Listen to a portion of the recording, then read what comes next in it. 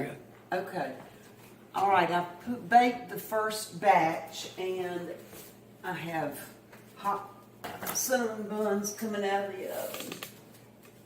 So, bake these for about 25 minutes. And now I've got the last pans going in. Plain cinnamon and my loaf. So those will have to cook. Well, I'll set it for 24 minutes to start, and then I'll have to see how that goes. Now I'm making my frosting for the cinnamon buns. So I just have a little water and butter, and I'm going to put a little bit of, I've melted the butter in the water, and I add a little almond flavoring and vanilla flavoring. And then I'm going to add my powdered sugar to make just my glaze for the cinnamon buns.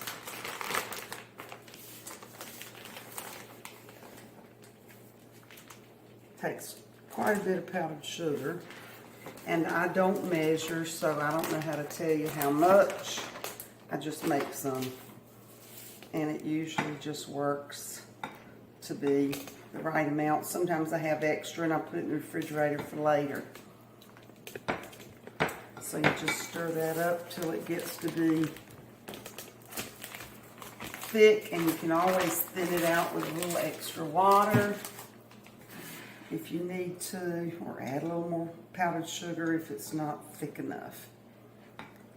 And I have to let the rolls cool for about 30 minutes. So while those are baking, I make my frosting, let these cool, and then I'm ready to go when those come out of the oven. I don't sift the powdered sugar, I just pour it in. It usually melts and makes a smooth frosting if you stir it around good enough.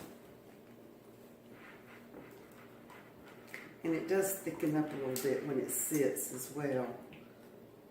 So I'm going to put a little bit more powdered sugar.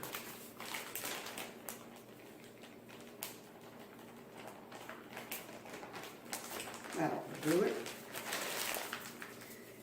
And I usually take a small thin knife and run around the rolls just to separate them, because by the time you put the frosting on, you can't tell where one starts and one stops, so they're easier to take out.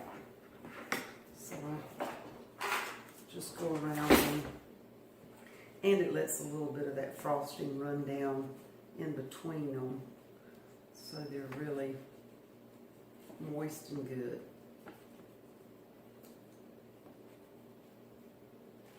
You don't have to do this. Let them sit here and cool.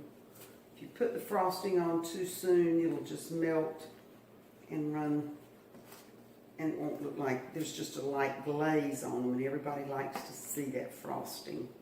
The grandkids pick the one with the most frosting. They have to choose their own cinnamon bun. So that's it for now. We're going to let them cool, and when the next ones come out of the oven, we'll finish these off. That's it.